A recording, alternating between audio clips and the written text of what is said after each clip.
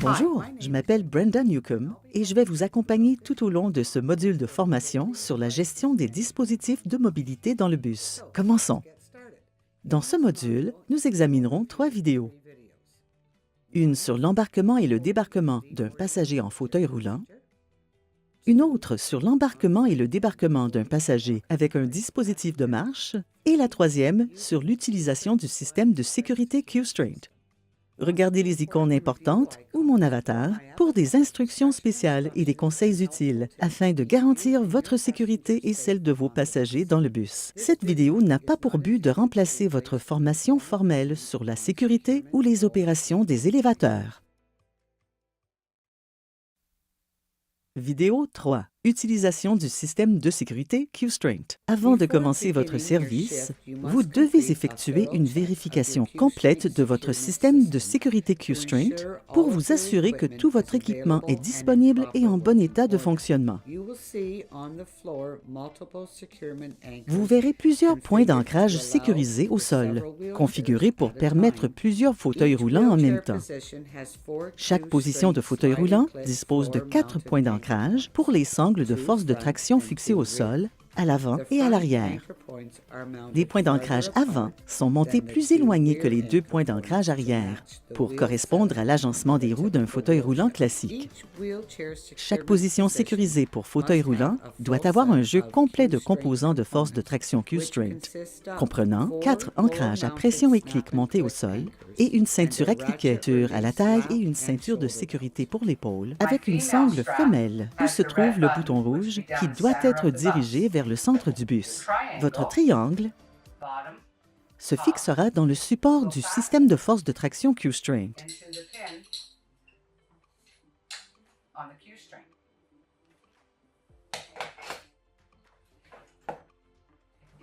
Le bouton rouge de votre système de traction Q'Straint permet d'étendre la sangle et de la rétracter.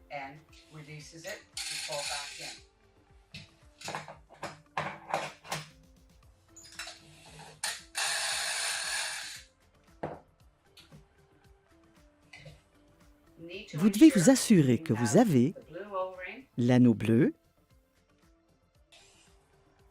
l'étiquette et qu'il n'y a pas de pli sur la sangle. Vous devez entendre ce clic. Il s'agit du système à cliquet automatique. Il en va de même pour celui-ci. La ceinture ne doit pas être effilochée.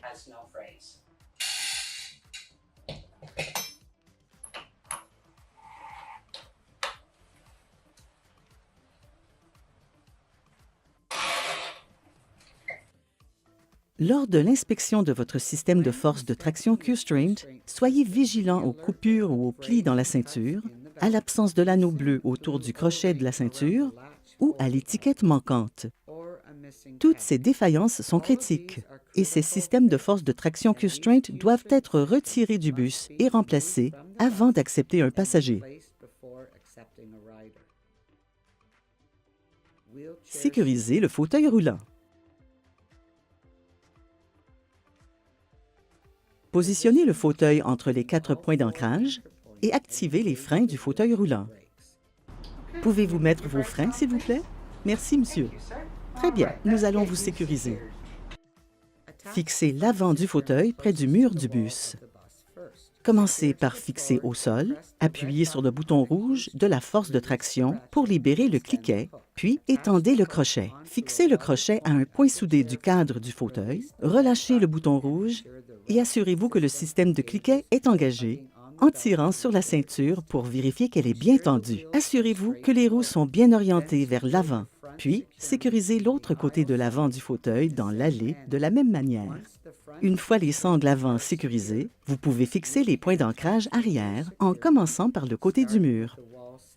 Fixez d'abord la sangle au sol, puis à un point soudé à l'intérieur de la base des roues.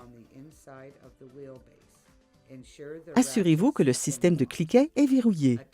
Attachez l'extrémité triangulaire de la ceinture femelle à l'épingle sur le côté allé de la sangle arrière.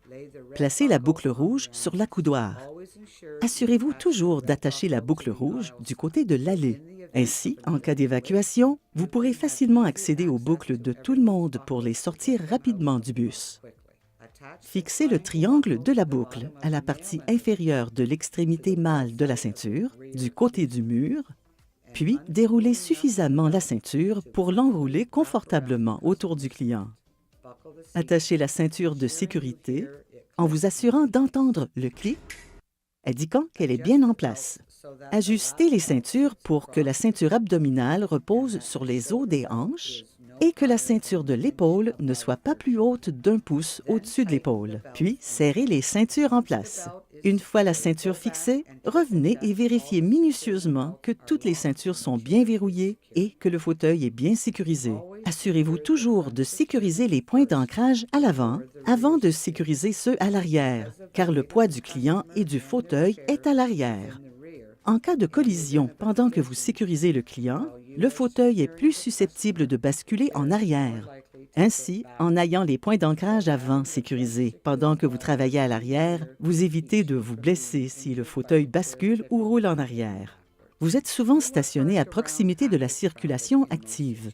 Vous ne savez jamais quand un autre véhicule pourrait vous heurter. Prenez donc toutes les précautions nécessaires pour garantir votre sécurité et celle de vos clients.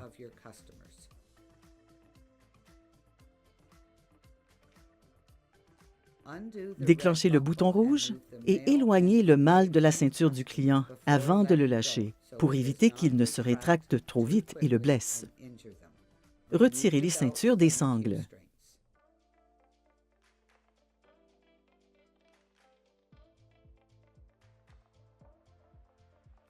Déverrouillez les sangles arrière en appuyant sur le bouton rouge pour desserrer les sangles et détachez-les du fauteuil, puis déconnectez cette sangle du sol.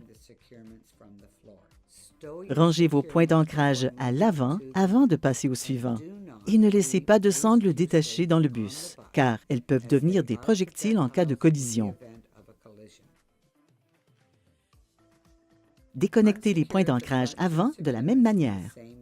Ne déconnectez jamais les sangles de force de traction du sol avant de les déconnecter du fauteuil, car cela peut secouer inutilement le fauteuil.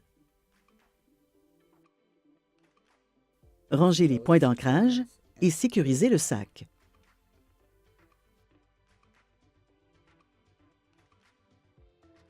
Relâchez les freins et débarquez votre client.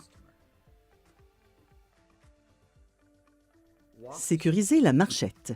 Une fois que votre client est bien installé, placez la marchette dans son emplacement sécurisé et appliquez les freins. Attachez les sangles à l'avant de la marchette, du côté du mur vers l'allée, en accrochant les sangles aux points pertinents. Parce que le système de cliquet dans la sangle est très puissant et que la marchette est légère, celle-ci peut glisser vers l'avant, même avec les freins appliqués.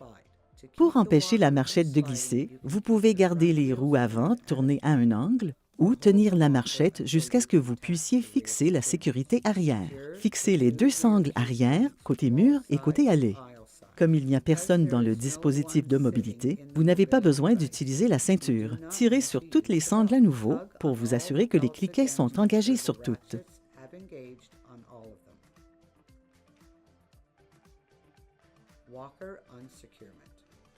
Une fois arrivé à destination, déconnectez la marchette avant de déconnecter votre client. Démontez les sangles avant de la marchette, retirez-les du sol et rangez-les.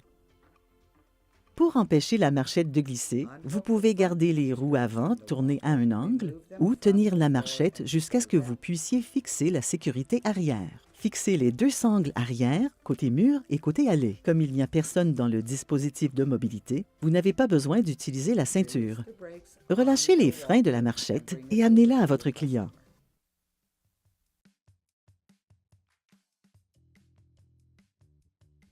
Si un ensemble de Q'Straint est en service lors d'une collision, il doit être retiré du véhicule et remplacé. Une fois impliqué dans une collision, le mécanisme interne peut être compromis. Il est donc renvoyé au fabricant pour être étudié.